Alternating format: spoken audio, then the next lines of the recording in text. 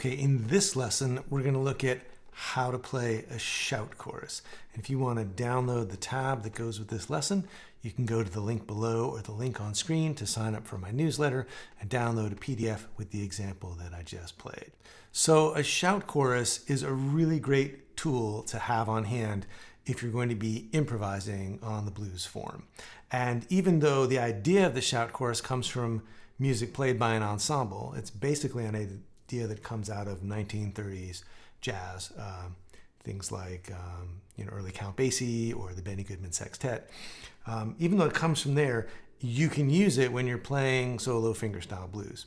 And the idea is that it gives you a landing point and a kind of worked out climactic point to your solo. It's something that you aim towards. So if you're thinking of playing a tune in terms of like, well, I'm going to play an intro and play through the melody to the tune a couple of times and then start to improvise, you could solo for a couple of choruses and know that your solo is going to build towards this cool sort of riff style chord statement that you're going to make. So you can hear that just in the sense of if you're having a single note solo going on.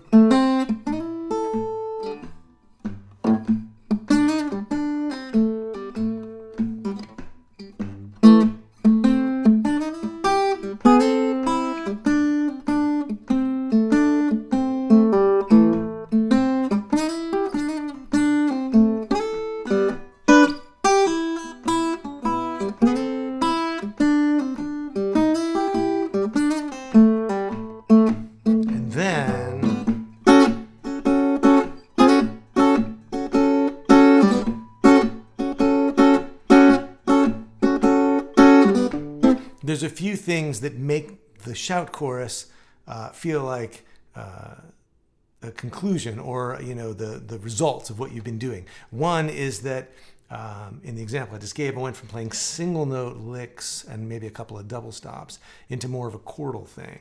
And the other thing is that the shout chorus is built around the idea of a riff or a repeated rhythmic statement. So it's this rhythm of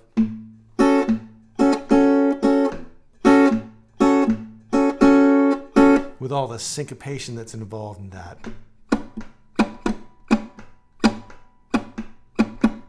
All that stuff that's happening on the offbeats combined with the things that are happening on the downbeat. So let's look at what's actually involved. So I'm playing over an A blues and I'm playing kind of a halftime bass where I'm alternating between an A and then an E. So playing root and then fifth.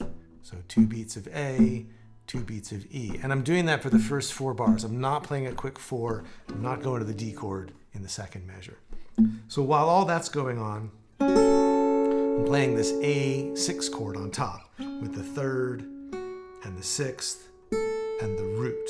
So I've got my bass alternating down here, and then the fingers, index, middle, and ring, are grabbing those 3 strings all at the same time. So now it's just a matter of working out what's on the beat and what's off the beat. And everything that's happening with the thumb is happening on one of the strong beats on 1, 2, 3, and 4. Everything that's happening on an and, 1 and 2 and 3 and 4 and, that's happening off the beat. So 1 and 2 and. So right there we're off the beat on the first 2 hits. 1 and 2 and. Now we're on the beat.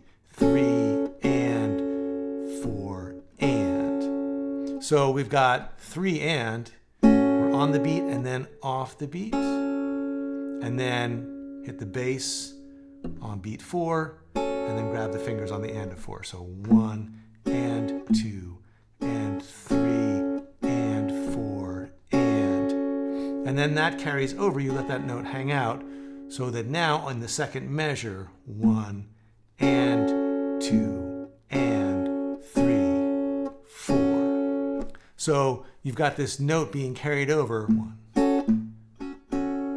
It's an anticipation on the and of 4. 1 and 2 and. And now on the back half of measure 2, we're playing right on the downbeat. 3, 4. And that rhythm is the rhythm that carries through the entire chorus. So really, you're just doing the same rhythm 6 times in a row.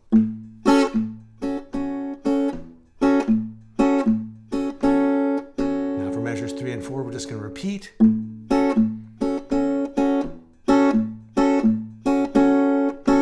Now for measure 5 and 6, we're going to go up to a D9 chord, and this is where a big part of the sound comes from. You're going to hear the same note on top, the same A, but now it's going to be the top of this D9 voicing. So we've got the root down here on the 5th fret of the 5th string, and then we've got a little bar with the ring finger across the top 3 strings on the 5th fret.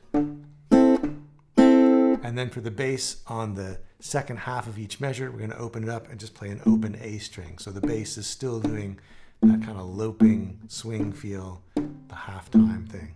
So we've got measure 5, 1 and 2 and 3 and 4 and 1 and 2 and 3, 4. So it's just like the first couple of times through. It's the same rhythm. And then we come back to the A for measure 7 and 8. Then for the turnaround, we're going to go to a kind of E sus chord, because the idea is to keep the same note on top the whole way through, at least in this shout chorus. So we're going to play, you can think of this as either an E7 sus chord where the 3rd is raised up to the 4th, and here's the flat 7 and the 9.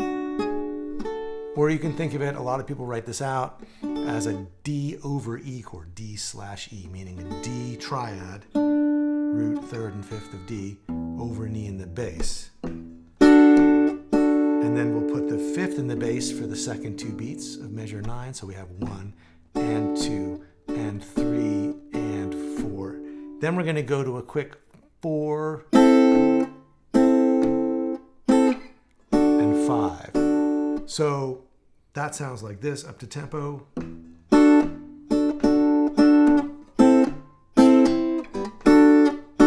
And in the tab that I wrote out for this, I actually showed just some open strings like this.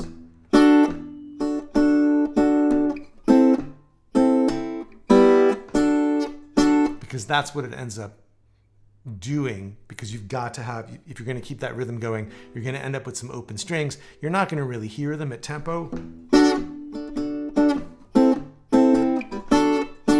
but it keeps the rhythmic aspect going, and it sounds okay.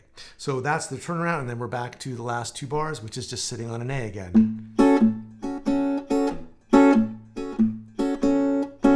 So that's how you take that one rhythm through the whole tune. I'll play through the whole 12 bars again.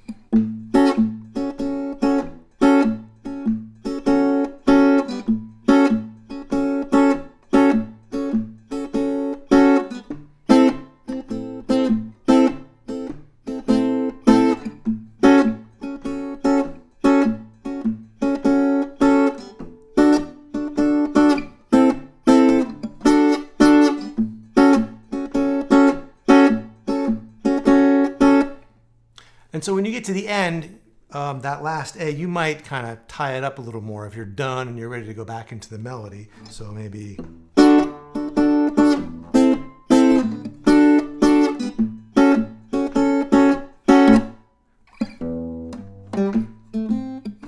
wherever you're going to go from there. So once you have this idea, you can use it as a destination, like you're going to play a chorus or 2 and then land on this shout chorus. And it's totally cool to have something worked out, so that you're improvising sort of towards a goal or towards a concluding point in your solo. And once you have this idea, there's other variations you can play. A really common sound in that original sort of big band use of the shout chorus was to have like a trade-off between the brass doing these really punchy moves like, and then the saxophone's doing something that's a little more slithery like. And so you can take that idea and put it on the guitar too, so you have like the chord hits first and then some kind of blues riff where I'm just going like, this is the 4, flat 5, 4, flat 3, and down to the root. And that's falling over the same bass line. So you can put that over it and have this kind of call and response within your own playing.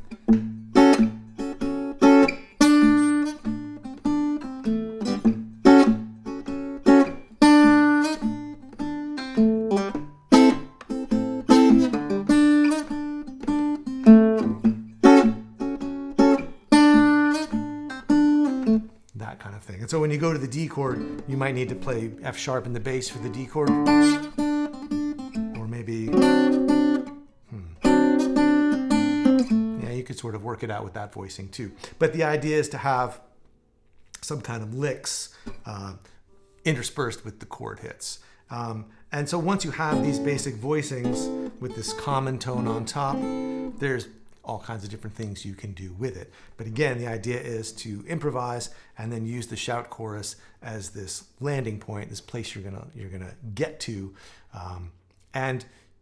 There's a lot of different ways to think about it, but one idea is just, the idea that you've given yourself these endpoints. Like you've got the tune, whether you're playing an instrumental blues or you're singing a couple of verses and then soloing. But then you've got the solo, this improvised place where you're kind of going out on a limb.